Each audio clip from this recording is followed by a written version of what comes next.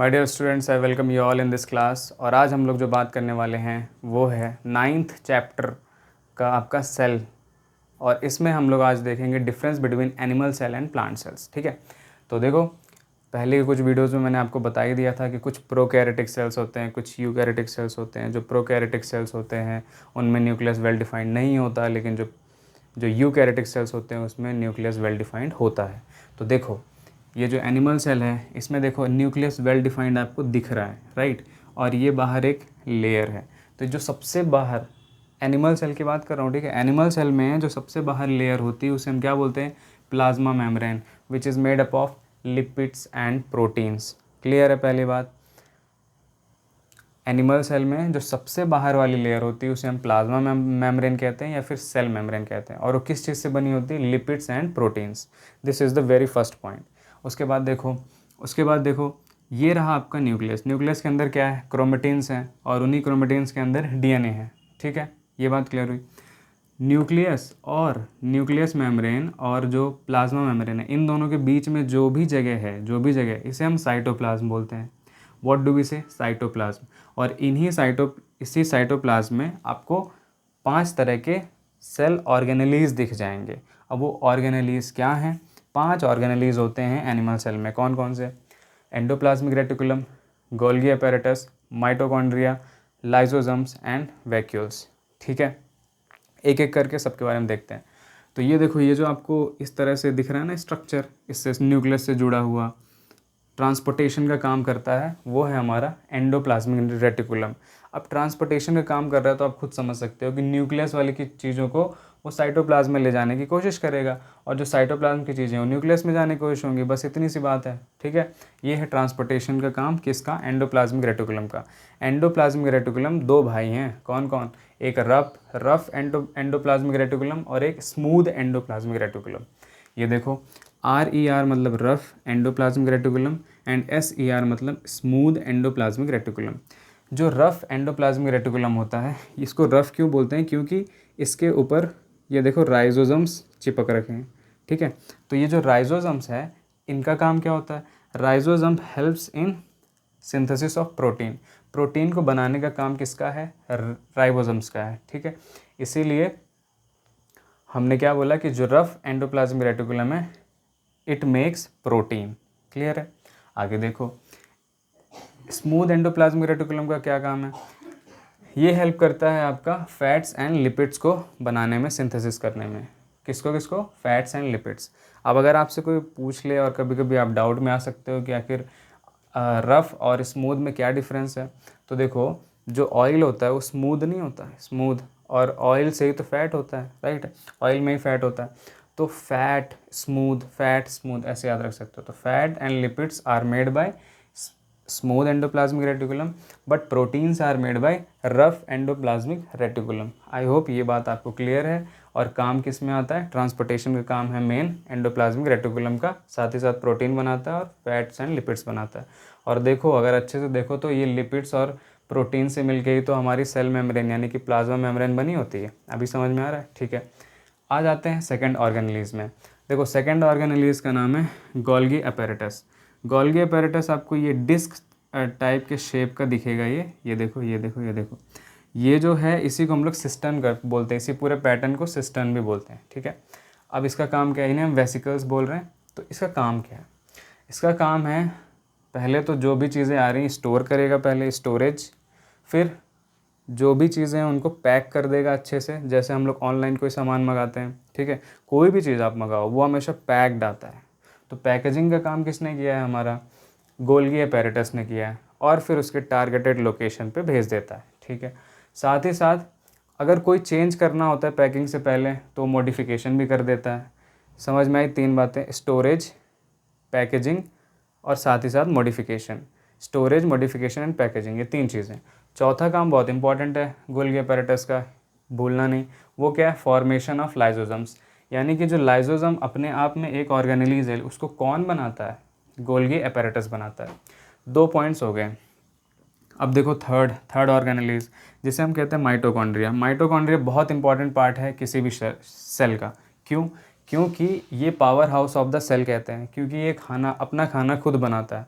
ठीक है, क्यों अपना खाना खुद बनाता है? क्योंकि इसके पास डीएनए अपना खुद का है और आरएनए भी अपना खुद का है। ठीक है, तो ये अपना खाना खुद बनाता है थ्रू सेलुलर रेस्पिरेशन। जो खाना बनाता है किस फॉर्म में बनाता है? एटीपी के फॉर्म में बनाता है। ATP stands for adenosine triphosphate, और इसी एटीपी को हम लोग करेंसी भी कहते हैं, energy currency of the cell. ठीक है, इस तरह से आपको पता चला कि माइटोकॉन्ड्रिया जो है हमारा power house of the cell होता है। ये इस तरह से दिखेगा आपको, ये इसका स्ट्रक्चर एक कॉम्ब की तरह आपको दिखेगा। ठीक है, अब आ जाते हैं फोर्थ में। फोर्थ हमारा है लाइजोजम्स। 3 ऑर्गेनेलीज हो चुके हैं, endoplasmic reticulum, Golgi apparatus and mitochondria. Now we are talking about the लाइजोजम्स।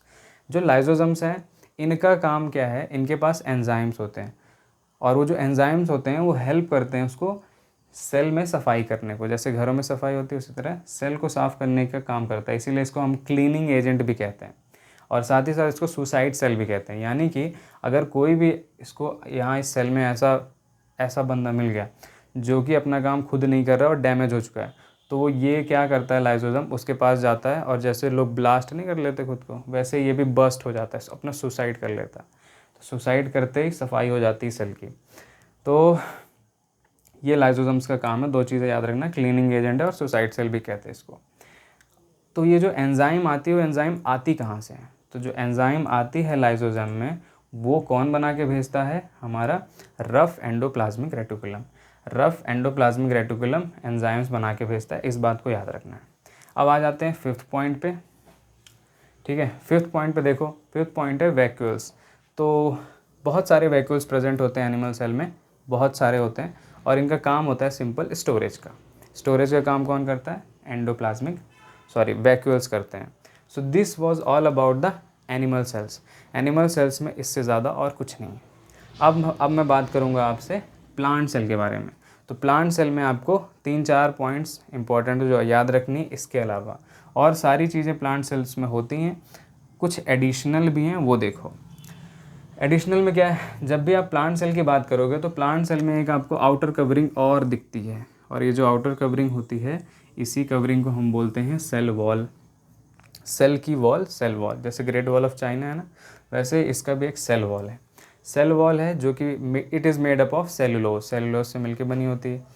आप ऐसे भी याद रख सकते हैं कि जो एनिमल है, एनिमल सेल जो है उसमें सिर्फ और सिर्फ प्लाज्मा मेम्ब्रेन होती है, लेकिन जो प्लांट सेल है उसमें हमें अलग से एक कवरिंग दी जाती है, क्योंकि उनके पास तो देखो हर जगह पड़े रहते हैं ना पेड़, तो उनको एक अलग से कवरिंग दी होती है जिसे हम कहते हैं सेल वॉल। समझ, ऐसे याद रखो।